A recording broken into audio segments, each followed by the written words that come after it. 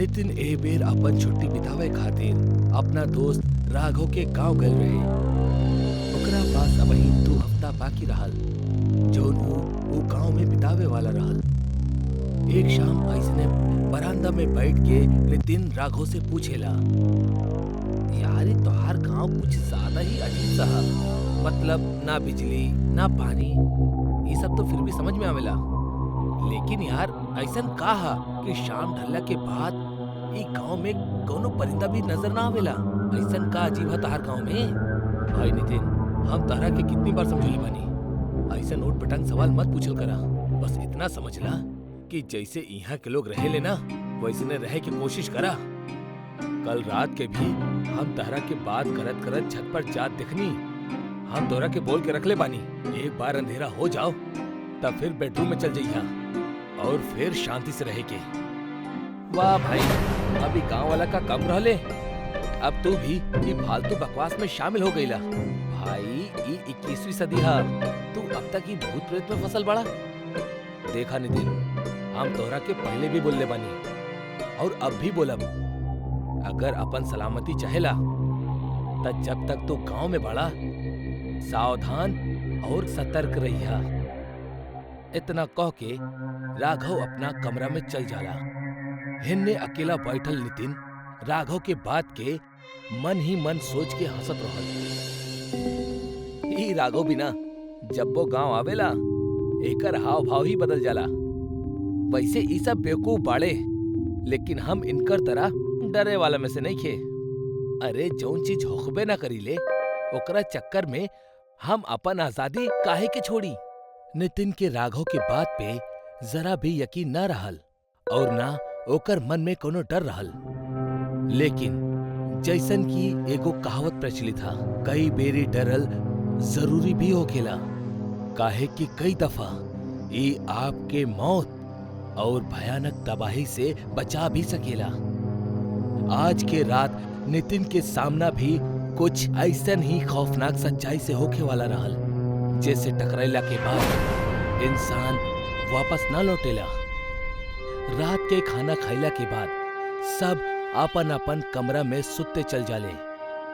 धीरे धीरे रात और काली होकर जात रहे। इहे बीच नितिन के ओकर गर्लफ्रेंड के कॉल आवेला। हेलो अंजलि, कैसन बाड़ू? लेकिन तब भी ओकर कमरा में सिग्नल वीक पड़ जाला, जैसे वो घर से बाहर आ जाला। ओकर फोन के सिग्नल अभी भी वीक ही रहल। यही से वो गांव के सुनसान इलाका में सिग्नल तलाशे खातिर आगे बढ़े लागल।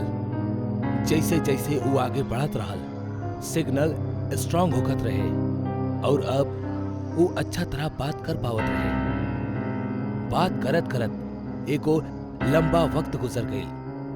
रात के करीब 12:30 बजत रहले और नितिन भी बात करत करत बहुत दूर आ चुकल रहल, जेकरा ओके खुद भी अंदाजा ना रहल। लेकिन तब भी ओकरा अपना पीछे तेज पायल खनके के आवाज सुनाई पड़ेली।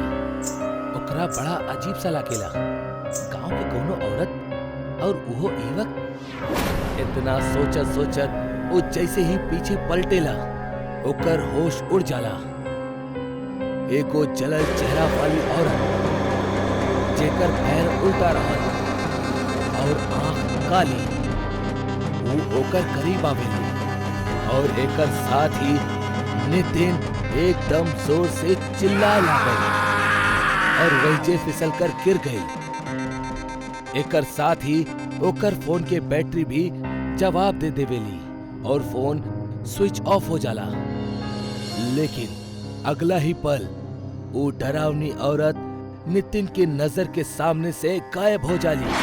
अब ई ओकर भ्रम रहल, वहम रहल या फिर जे भी रहल, ऐसे ओकरा एगो तेज धक्का जरूर पहुंचल रहल। अरे यार, ना जाने हम घर से कितना आगे आ गई नी। यार कहीं वो राघव की बात सच तो नहीं खे? अरे नाना, ऐसन भी भला कबो होखेला का? छोड़ा यार, अब जल्दी से घर जाता नहीं। अगर घर वाला जाग गेले और हमरा के ना पौले तब बहुत गुस्सा करी है। इतना सोचत सोचत नितिन तेज कदम के साथे घर के तरफ बढ़े लागल, लेकिन कुछ ही पल में ओकर बढ़त कदम थम जाले। ई देख के कि सामने एको पेड़ के लगे एको उल्टा पैर वाली औरत सीधा खड़ल बाड़ी। भले वहां पूरा अंधेरा रहल, लेकिन चांद के रोशनी में नितिन के वो उल्टा पैर साफ साफ नजर आवत रहले, जौन ऊ औरत की रहल। वो औरत पेड़ से सटल नितिन के ठीक उल्टा दिशा में खड़ल रहली, जौना वजह से ऊ ओकर चेहरा ना देख पावत रहल। ई बार फिर ओकरा के शक होके लागल कि कहीं ई फिर से ओकर वहम तो नहीं खे, लेकिन ई बार जौन ऊ देखत रहल ऊ ओकर वहम ना, एगो खौफनाक सच्चाई रहल। एकरा बाद ऊ वापस पीछे मुड़ जाला और अपन रास्ता बदल देवेला और दूसरा रास्ता से घर के तरफ जाए लागल। ई रास्ता एगो कच्चा सड़क जैसन रहल, जौन की एकदम सुनसान और अंधेरा में खोवल नजर आवत रहल। नितिन घबरात घबरात लगातार ऊ रास्ता से आगे बढ़त रहल, लेकिन एको और बात रहल कि ओकरा खुद ना मालूम रहे कि ई रास्ता आखिर जाला कहाँ। अब काहे कि ऊ ई गांव से ना रहल ता ओकरा बहुत कम जानकारी रहे यहाँ के लोग और यहाँ के सड़क के बारे में। वो बस ऐसने चलत जात रहल, काहे कि मेन रोड पे वो चुड़ैल घात लगौले खड़ल रहली। नितिन कच्चा रास्ता पे भी काफी आगे आ चुकल रहल और तब बे अचानक वो रास्ता खत्म हो जाला। ये देख के ओकर होश उड़ जाला और तब बे अचानक से सामने उहे औरत प्रकट हो जाला, जौन ओकरा अब वहीं चौराहा पर दिखल रहली। नितिन डर के मारे कपकपाए लगेला। ओकर इतना हिम्मत भी ना होकत रहे कि वो ठीक से खड़ा भी हो सकेले। तब बे वो उल्टा पैर वाली चुड़ैल एक भयानक आवाज में बोलेगी, का तारा ई गांव में देर रात भटके के अंजाम नहीं खे मालूम? अंजाम केवल मौत बा, मौत। अब एकरा खातिर तैयार हो जा।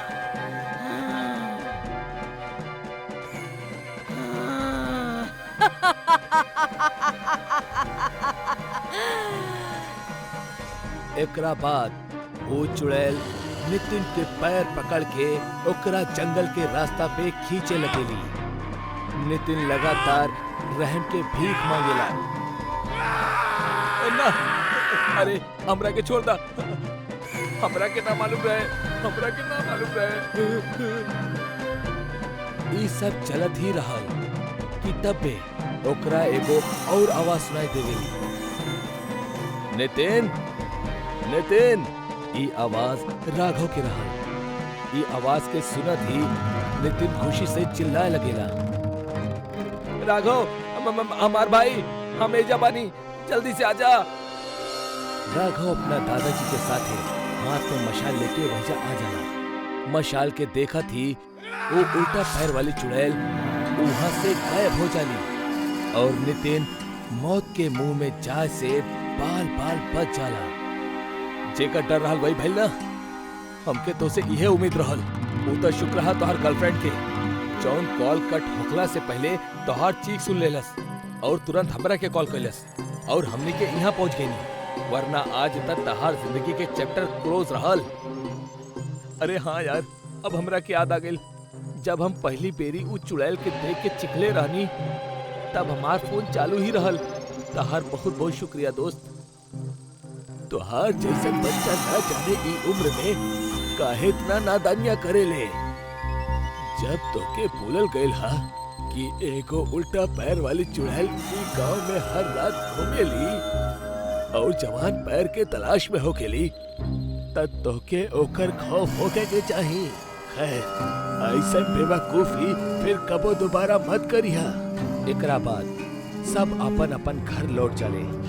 गांव घर में यही मानल जाला कि चुड़ैल के पैर हमेशा उल्टा होखेले, जैसे कि आप एगो बड़ा सा भीड़ में भी ये पहचान सकेले कि कहीं इंसान के भेष में आपके सामना कोनो चुड़ैल से तना भइल।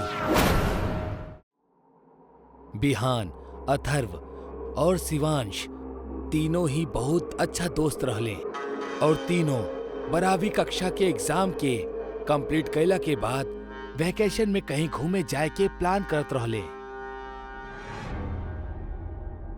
हमके लागत ई बार हमके गोवा या मनाली नहीं खे, बल्कि गांव घूमे जाए के चाहिए। गांव के सुंदर वातावरण और गांव के हरियाली के आनंद उठावे के चाहिए। बात तो तुहार सही है, लेकिन हमनी से केकर गांव चली? हम तीनों एक एक करके सबके गांव चलल जाई, लेकिन शुरुआत बिहान के गांव नाथूपुरा से करल जाई।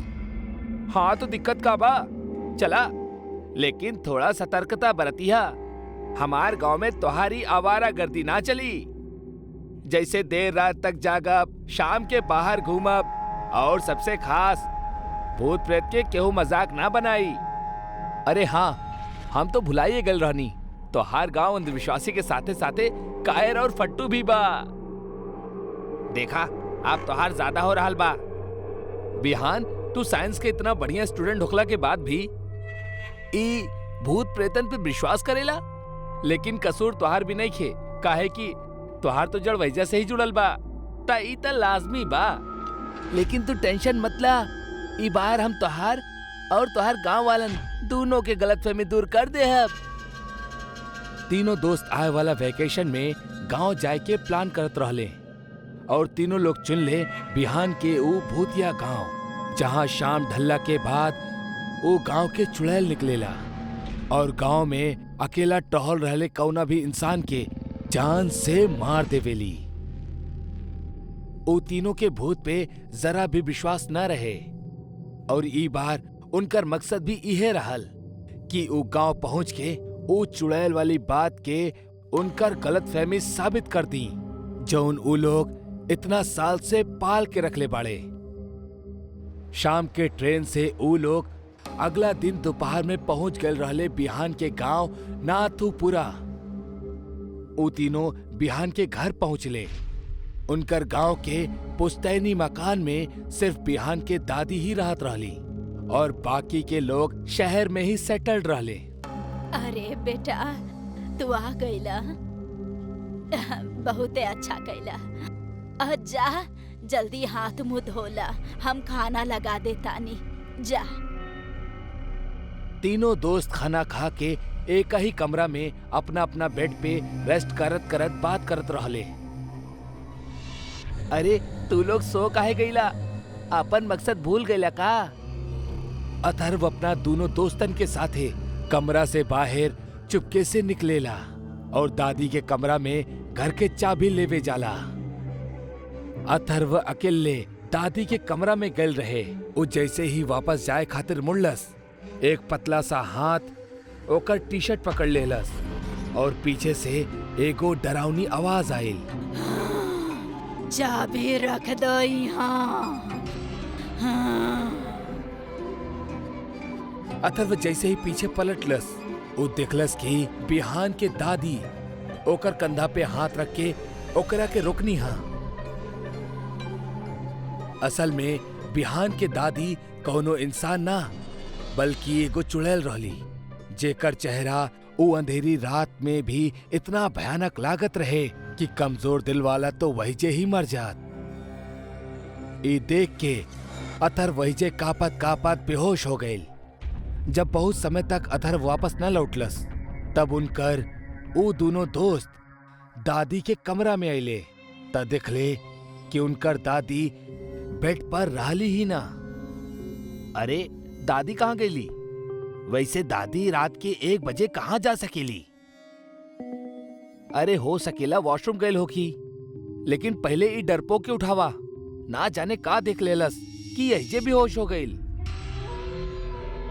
वो दोनों उ रात ना जा पावेले, काहे कि अथर्व वो हालत में ना रहे। अगली सुबह अथर्व के जब आँख खुलेला तो ओकरा ओके ठीक बगल में विहान के दादी बैठल दिखेली, जौन अभी भी उहे खौफनाक चेहरा के साथ ही रहली। बेटा, तू हमारा अच्छा बच्चा बड़ा ना। केहू के कुछो मत बताइया कि हम के बानी, न त केहू तहरा ना जान पाई कि तू के रहला। हाँ, अच्छा बेटा हमार। एकरा बाद बिहान के दादी वहीजा से चल जाली। अथर्व अबही भी सदमा में ही रहल और अपन दोनों दोस्तन के यहाँ से जितनी जल्दी हो सके निकल जाए खातिर कहेला। उहे शाम जब तीनों दोस्त गांव के सैर करत रहले त ऊ एक चीज नोटिस करत रहले कि हर केहू उनसे दूर भागत रहल। केहू ऊ लोगन से बात ना करल चाहत रहल। उनकरा एकर वजह पता ना चलत रहे। एक चाय के टपरी चलाए वाला अब्दुल चाचा रहले जे बिहान के तब से जानत रहले जब से बिहान बहुत छोट रहल। बिहान वो अब्दुल चाचा के पास गईल और उनसे कहलस, अब्दुल चाचा हमरा के भूल गला का? ना बेटा, हम तोहरा के कैसे भूलब? हम तोहरा के तो अपन गोद में खिलौले बानी। एकर बाद विहान उनकर गांव के चुड़ैल और शाम ढलला के बाद केहू के भी गांव में ना दिखे के कारण पूछेला और इहो पूछेला कि आखिर ऊ तीनों के देख के गांव के लोग भाग काहे रहल बाड़े। बेटा असल कहानी ई बा कि जौन गांव के चुड़ैल के जिक्र तू इतना साल से सुन रहल बड़ा, ई कौनो और नहीं खे बल्कि तुहार दादी बिया। गांव के चुड़ैल जौन रात में निकले वालन के शिकार करेला ऊ तुहार दादी बिया। ई सुनला के बाद बिहान के पैरों तले जमीन खिसक गईल। हाँ बेटा, ई बात तुहार घर वालन के भी पता बा। आज से 7 साल पहले तुहार दादी बहुत बीमार हो गई रहली, लेकिन एक चुड़ैल उहे समय गांव में साया बनकर घूमत रहली। ओके एगो शरीर के जरूरत रहे जेकरा मदद से ऊ अपन शिकार कर सके। जब गांव के लोग ओकरा के मारे गए तब तुहार दादी भी उनमें से एक रहली, लेकिन लौटत समय वो चुड़ैल तुहार दादी के आत्मा के बांसवाड़ी में बांध देलस और वो चुड़ैल के आत्मा तुहार दादी के शरीर में घर कर गई। तब से तुहार दादी एक गांव में हर रात मौत के खेल खेलेली।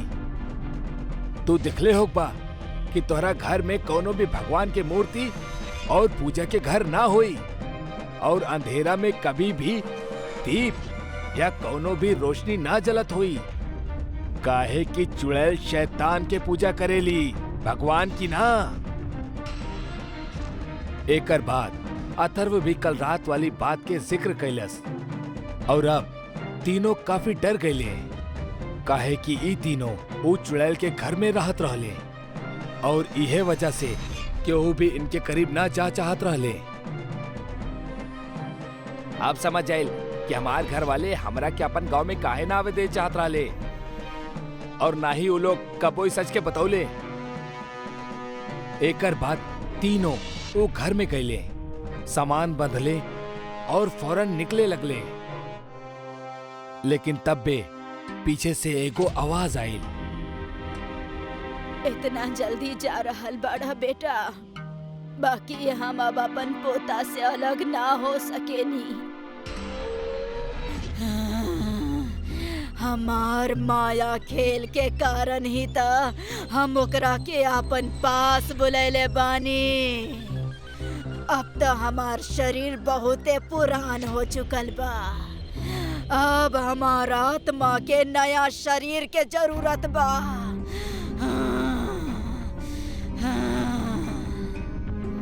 इतना कहा थी बिहान के दादी के अंदर बसल वो चुड़ैल के आत्मा बिहान के शरीर के अंदर दस्तक देहलस और इस सारा डरावना दृश्य देख के वो दोनों दोस्त अपन जान बचाकर भाग गए।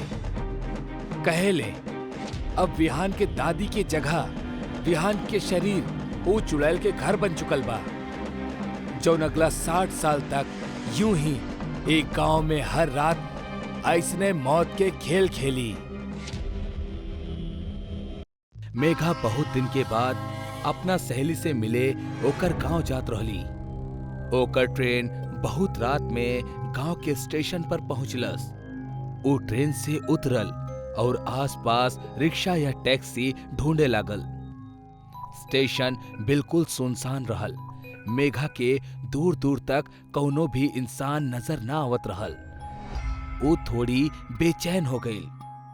बहुत ढूंढे पे ओके एगो रिक्शा नजर आयल, जेके अंदर ओकर ड्राइवर सुतत रहल।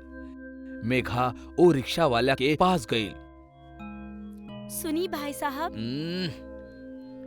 कहा? जी हमरा गांव जाए के बा। ड्राइवर आंख खोल के मेघा के तरफ देखलस और एकदम से डर के चिल्ला लागल, चुड़ैल चुड़ैल बाबा, चुड़ैल चुड़ैल, हमरा के ज्यादा, हम कुछ न कले बानी। चिल्लात चिल्लात मेघा से दूर जाए लागल। ई आप का करल बानी? आप डरी मत, हम कौनो चुड़ैल नहीं खी। रुकी। ड्राइवर शांत होके धीरे धीरे मेघा के पास आए लगल। आप चुड़ैल ना बानी त के बानी? हम शहर से आइल बानी। ए गांव में हमार सहेली रहेली। का आप हमरा के गांव तक छोड़ सकेनी? अगर हम आपके गांव तक छोड़ देनी तो उ चुड़ैल हमरा के कबो ना छोड़ी। चुड़ैल? कवन चुड़ैल? लाल साड़ी वाली चुड़ैल। आप फिक्र मत करी, हम आपके साथे बानी। चली आप साथ बानी तब तो डर लग रहा बा। आप लाल रंग पहनले बानी, जौन चुड़ैल के बिल्कुल पसंद नहीं खे। गांव में अगर केहू भी लाल रंग के कपड़ा पहने ला त चुड़ैल ओकर शरीर के 2 टुकड़ा में फाड़ के जमीन में गाड़ देवेली। ये सब सुन के मेघा थोड़ा डर गई, पर फिर अपना आप के संभालत हुए कहलस, देखी बात के समझी। इतना रात के हम चल के ना जा सकेनी और ऐजा दोसर रिक्शा भी नहीं खे। चाहे तो ज्यादा पैसा ले ली, बाकी प्लीज ये जैसे चली। ठीक बा, पर हम आपके गांव के बाहर एगो मंदिर हा, उहे तक छोड़ब, आगे आपके खुद जाए के होखी। ठीक बा, चली। मेघा नाखुशी से मान गईल और दोनों गांव के तरफ निकल गईले। कुछ ही देर में वो मंदिर के पास पहुंच गईले। मेघा ड्राइवर के पैसा देहलस और ड्राइवर मंदिर में हाथ जोड़ के वहां से निकल गईल। मेघा अकेली रह गईल। ओकरा गांव नजर आवत रहे, पर चुड़ैल के कहानी सुन के वो थोड़ा सा डर गईल रहली, पर हिम्मत का के वो गांव के तरफ बढ़े लागल। मेघा सड़क पे चलत रहली। उतने में ओकरा पीछे केहू के आहट सुनाई देहलस। वो घबरा के पीछे देखलस तो वहां केहू न रहल। ओकर ध्यान जमीन की ओर गईल और डर के मारे ओकर पसीना छूटे लगल। जमीन पे खून से रंगल पैर के निशान रहल, जौन ओकर पीछे पीछे चलत रहल। मेघा अपन पैर उठाकर देखलस ता ऊ बिल्कुल साफ रहल। मेघा डर के उल्टे पांव चलब शुरू कर देहलस, पर ऊ पैर के निशान ओकर पीछा करे लागल। मेघा रुक गई। वो निशान चलत चलत ओकर बगल में आके रुक गई।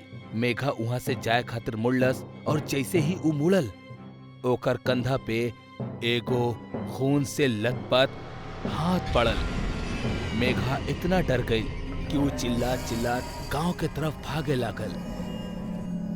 मेघा चिल्लात चिल्लात गांव में पहुंचलस। हमरा के बचावा, ना दई चुड़ैल हमरा के मार डाली, हमरा के बचावा।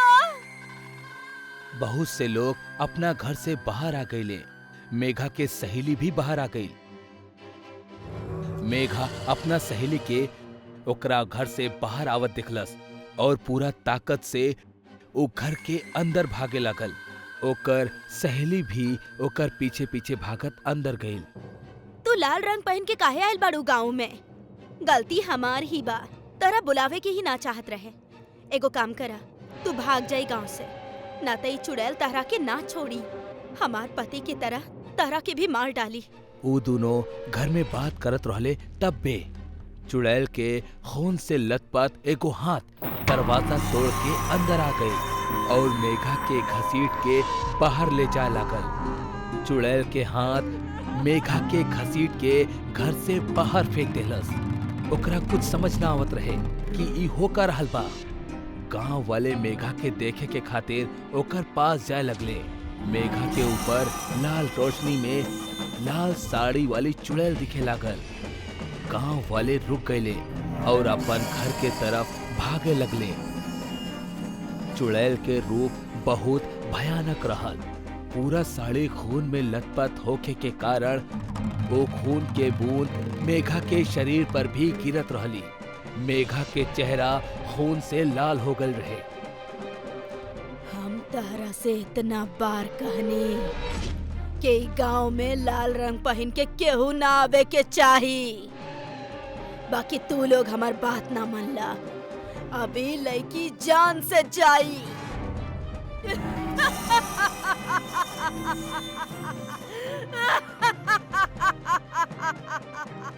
इतना कह के वो चुड़ैल भयानक हंसी हंसे लागल। चुड़ैल के देख के मेघा भागे लगली। मेघा के भागत देख चुड़ैल अपन हाथ लंबा कैलस और ओकरा हवा में उठा देलस। चुड़ैल मेघा के अपना सर के ऊपर उठा लेलस और ओकर शरीर के बीच में से फाड़े लागल।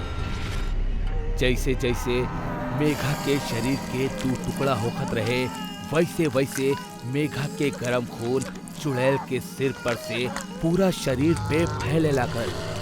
ओ खून के वजह से चुड़ैल के साड़ी और भी लाल होके लागल। शरीर के फटत समय मेघा इतना जोर से चीखत रहली कि ओकर चीख के वजह से पूरा गांव थरथरा उठल। सारा गांव वालन के रूह कांप उठल। अंत में मेघा के शरीर के टू टुकड़ा हो गए और वो वहीजा हवा में लटके लागल। चुड़ैल जोर से हंसे लागल। वो अपन हाथ जोर से जमीन पर दे मरलस और ओकर वजह से जमीन में दो गड्ढा हो गई। चुड़ैल अपना दोनों हाथ में दो टुकड़ा लेहलस और दोनों गड्ढा में एक एक फेंक देहलस। जैसे ही टुकड़ा गड्ढा में गिरल, ओकरा ऊपर अपना आप मिट्टी गिरे लागल और देखत ही देखत गड्ढा ढक गई। जमीन जैसन रहल वैसन हो गई। चुड़ैल के अंदर से लाल रोशनी निकले लागल और वो रोशनी में वो गायब हो गई। चुड़ैल के जात ही मेघा के सहेली वो गड्ढा वाली जगह पर आ गई और रोए लागल। धीरे धीरे सारा गांव वाले इकट्ठा होके लगले। सन 1996, आज से तकरीबन 25-26 साल पहले के वो खौफनाक दास्तान जब भी याद आवेला त रूह कांप उठेला। हम उस समय 15 साल के रहनी और जून में हमार पापा के ट्रांसफर के कारण हमनी एगो दूसर जगह सेटल होके के पड़ल। ई जगह के खौफनाक सच से हमनी सब अनजान रहनी। एक दिन स्कूल से निकलत ही काला बादल ढाए लगले। हम इन्ने उन्ने छुपे के जगह ढूंढने लगनी, काहे कि हमार घर यहीजा से 1.5 से 2 किलोमीटर दूर रहे और ऐसे में भीगे के पूरा संभावना रहे।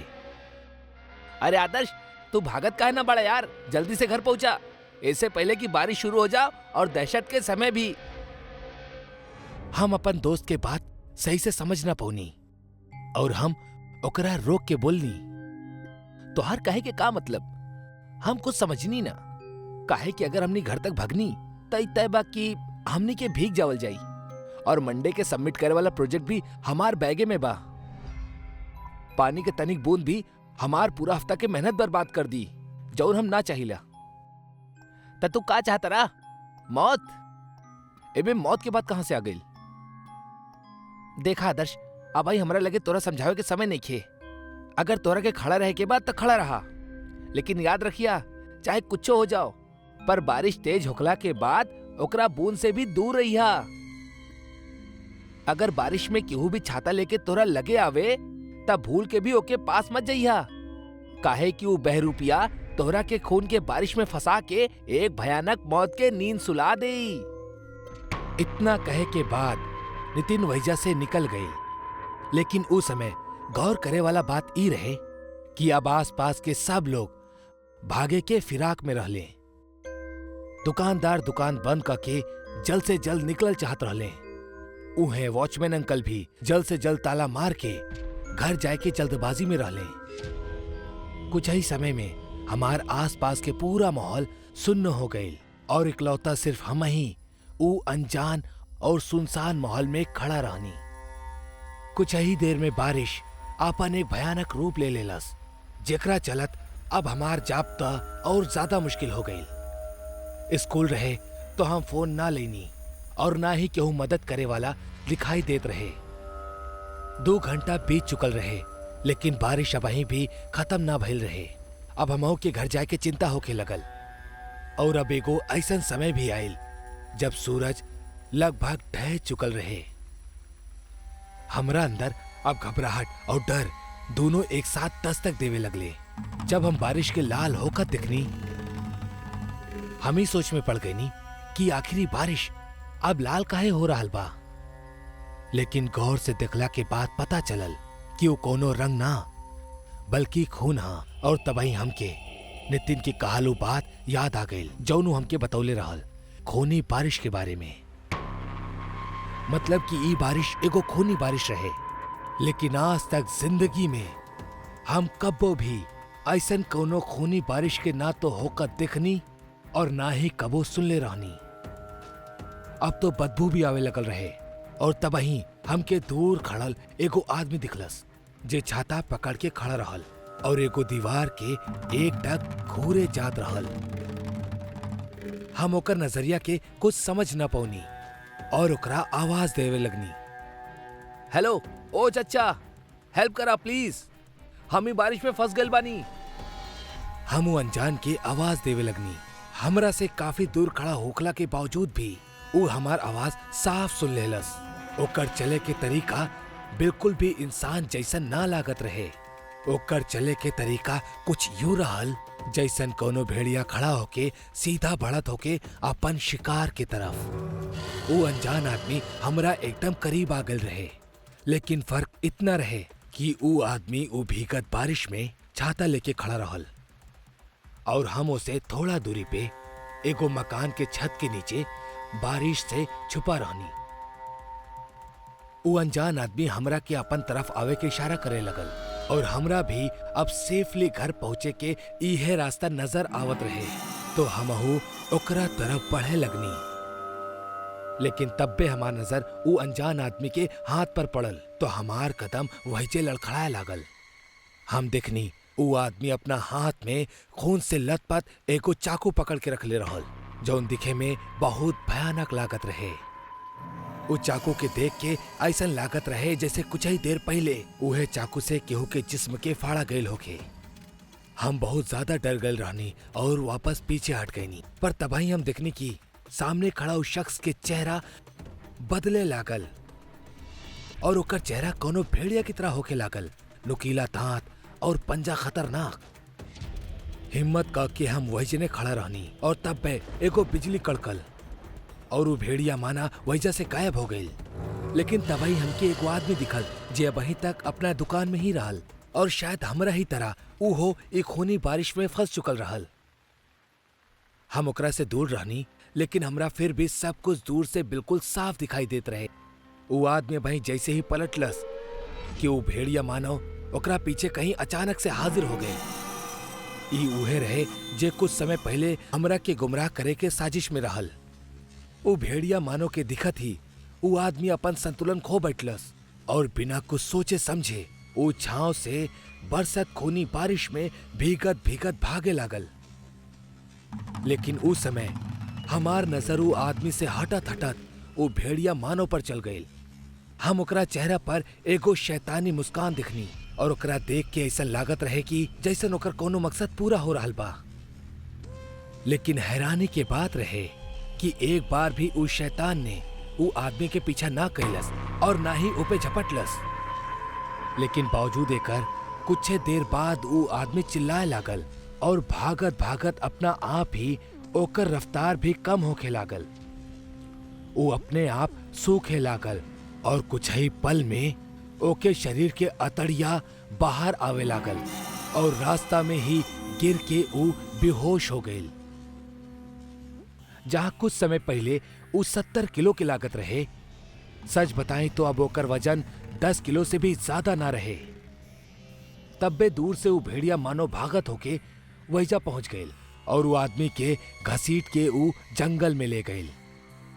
हमें को और चीज दिखनी कि वो आदमी के जब वो खूनी बारिश में खींचत होके वो भेड़िया मानो जंगल में ले जात रहल तो ओकरा साथे कुछ और भी लोग रहले जौन एकदम सूखा और बहुत ज्यादा डरावना दिखत रहे।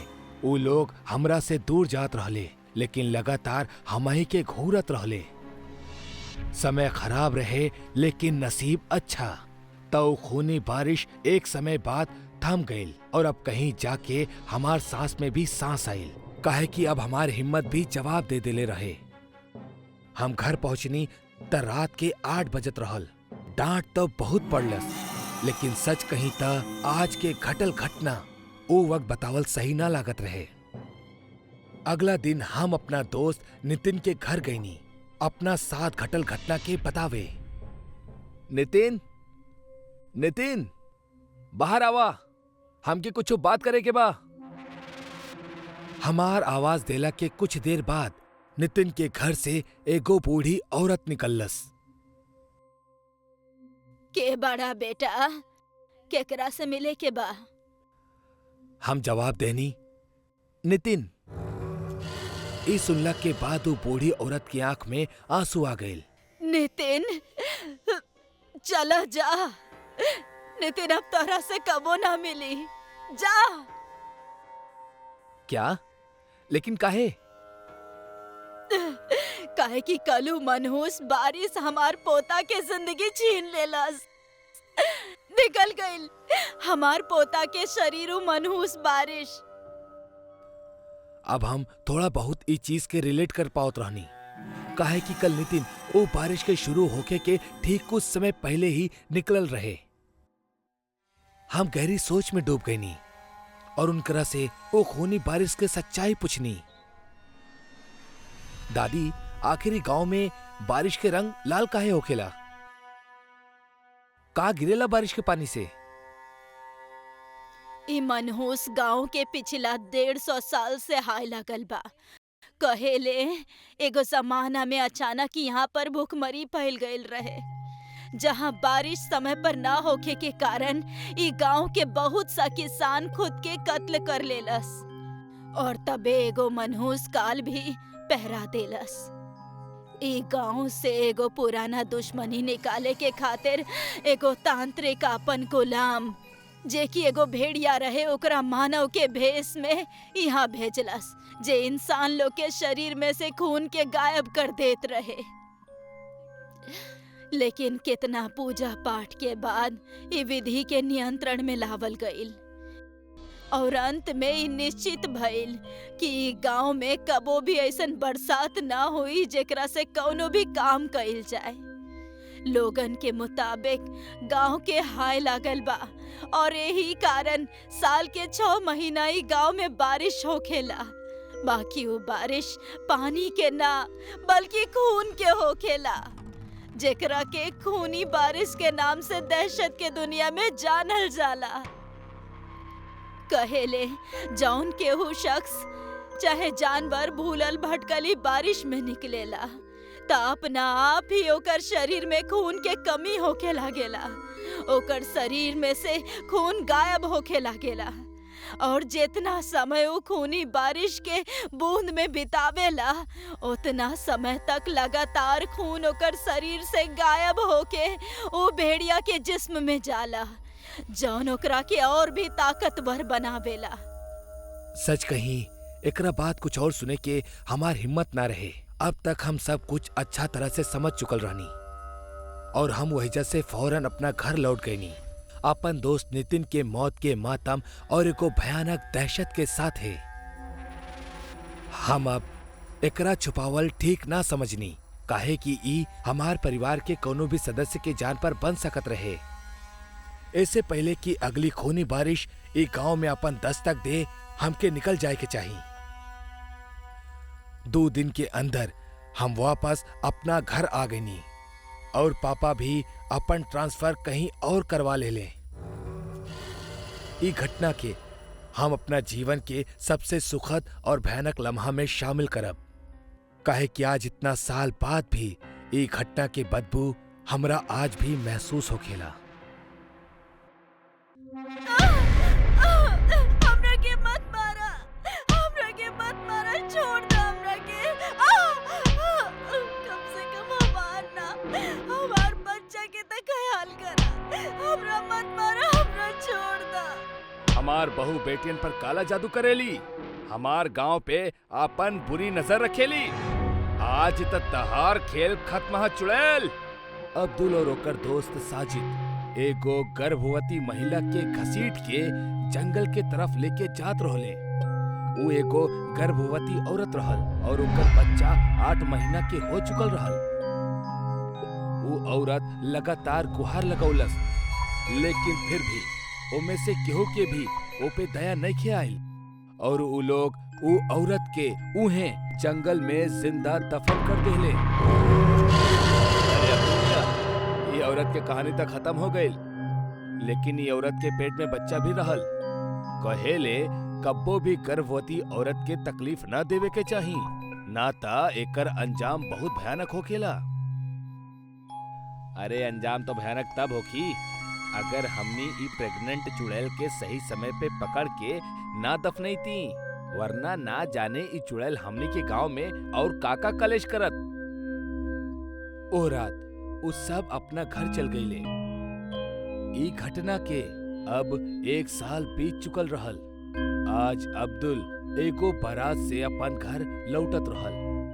गांव से बाहर निकले और गांव में दाखिल होके के बस एक मात्र रास्ता रहल और वो जंगल के रास्ता। वो जंगल ही एकमात्र ऐसा केंद्र रहल जे गांव के बाहरी रास्ता से जोड़त रहल। रात के करीब 2 बजत रहल। अब्दुल अपना साइकिल पे सवार मस्त मौला अंदाज में गांव के तरफ आवत रहल कि तब बे वो गांव के जंगल में पहुंचेला और कुछ देर तक अपना सामने वो जंगल के गुप्त सन्नाटा और पसरा कोहरा के गौर से देखेला और अपना मन में बड़बड़ाला, हे ऊपर वाले, उत्साह में हम तो ही भुलाइए गई नी कि गांव जाए के खातिर जंगल से गुजरे के होखी। यहाँ तक दूर दूर तक केहू दिखाई भी नहीं के देत और केहू दिखी भी कैसे, काहे कि रात के 2 बज रहल बाड़े। खैर जब 10 किलोमीटर के सफर तय कर लेले बानी त ई 2 किलोमीटर के जंगल पार करे में कौन दिक्कत बा। ऊपर वाले के नाम लेके आगे बढ़तानी। खुद से बस यही बोल के अब्दुल आगे के तरफ बढ़ जाला। करीब 5-7 मिनट तक साइकिल चलौला के बाद जब अब्दुल जंगल के बीच में पहुंचेला तब अचानक से ओकरा के ऐसन लगेला कि केहू पीछे से लगातार ओकर साइकिल के पकड़ रहल बा। अचानक से अब्दुल अपन बैलेंस खो देवेला और साइकिल से नीचे के तरफ जाके गिर जाला। अब्दुल जैसे ही नीचे गिरेला एगो तेज रफ्तार में ओकर साइकिल सरकेली और फिर वहां से गायब हो जाली। हे ऊपर वाले, हमार मदद करी, आज ना जाने का होखे वाला बा। अब्दुल तेज कदम के साथ आगे बढ़ब शुरू कर देलस। जंगल के ओ गुप्त सन्नाटा ओकर रगन में डर के तूफान के और बढ़ावत रहल कि तब बे तेज बिजली कड़कल और अब्दुल अपना सामने के नजारा के देख के एकदम स्थिर खड़ा हो गई, जैसे ओकरा सांप सूंघ गइल होखे। ओकरा ठीक सामने एगो छोट सा बच्चा खड़ल रहे जौन तेज किलकारी लगा के हंसत रहल। अरे बाप रे, ये सब का हो रहल बा, जल्दी निकले के पड़ी यहाँ से। अब्दुल भागे के खातिर जैसे ही अपन कदम आगे बढ़ावेला तब बे ओकरा ठीक अपना पीछे से एगो औरत के आवाज आवेली। रुक जा हत्यारा। अब्दुल के सांस तेज होके लगेली। वो थोड़ा हिम्मत जुटा के पीछे पलटल ता ओकर होश उड़ जाला। एगो औरत पुतला के समान खड़ल अब्दुल के घूरत रहली। तू तो उहे बाड़ू ना जेकरा हमने पिछला साल मार देले रहनी, लेकिन तू जिंदा कैसे?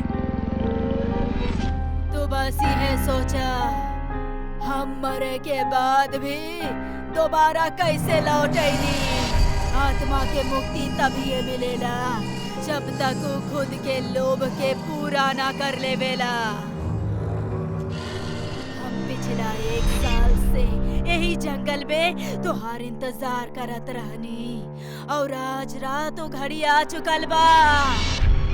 हमार मकसद और तुहार पाप के प्रायश्चित दोनों एक साथ पूरा होई। हमरा के मत मारा, हमरा के छोड़ दा। जौन भइल ओकरा खातिर हमरा के माफ कर दा। माफ कर दी और वो तोहरा के। अगर एक बार ही सब हमरा साथ भइल रहा तो शायद हम तोहरा के माफ कर देती।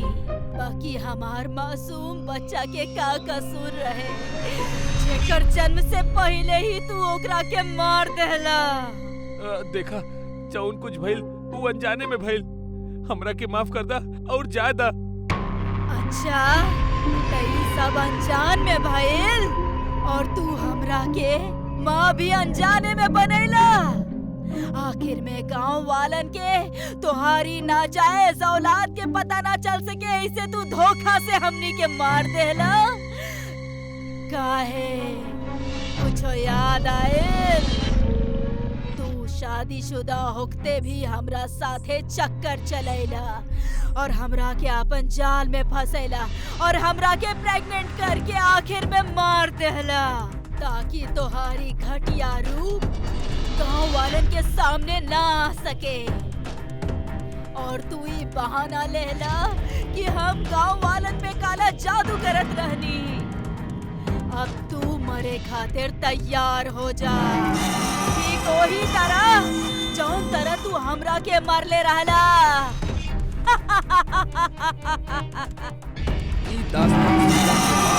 अब तो डर के तेजी से वहाँ से भागे लागल। लेकिन तब में अचानक अब्दुल सामने एगो गहरा दलदल में फंस जाला और धीरे धीरे अंदर की तरफ धसे लगेला। अब्दुल बाहर निकले के खातिर बहुत हाथ पैर मारेला लेकिन वो अंदर धसत चल जाला। हमरा के मत मारा, हमरा से जौन भइल ओकरा खातिर हमरा के माफ कर दा। आइंदा से ऐसन गलती हम कबो ना करब। जब तोहार पुनर्जन्म होई यानी अगला जन्म में ए चीज के ख्याल रखिहा। ई जन्म में तो हम तहरा के ना छोड़ब। इतना कहा थी अब्दुल दलदल के एकदम अंदर धस जाला और तब पे ओकरा आसपास खून बहे लगेला। एगो छोट बच्चा उहे दलदल के अंदर से ओकर जिस्म के नोचत रहल। अब्दुल चीखेला और चिल्लाला और चिल्लाहट के साथ अब्दुल उहे दलदल में हमेशा हमेशा के खातिर समा जाला।